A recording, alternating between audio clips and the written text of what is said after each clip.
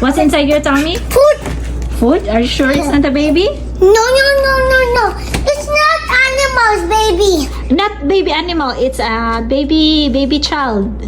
Not baby child. Baby child like Naya when she was still a baby. No. I'm not a baby anymore. Yeah. Baby child. Not a baby child. It will cry. Wow. Let me check the tummy. Let me touch it. It's crying. Let me touch the tummy. You face me. I'm gonna touch it. I can touch the feet of the baby. There's a feet of the baby. There are 2 feet. I can feel the hands also. Oh no, it's gonna go out.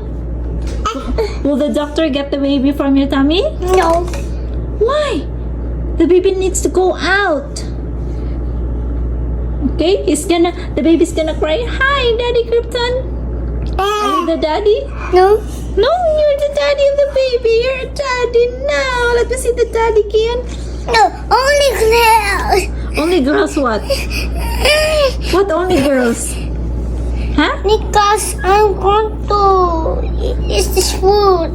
Huh? Can boys have babies in their tummy? No. Only who? Girls. Girls only? Yeah. Sure.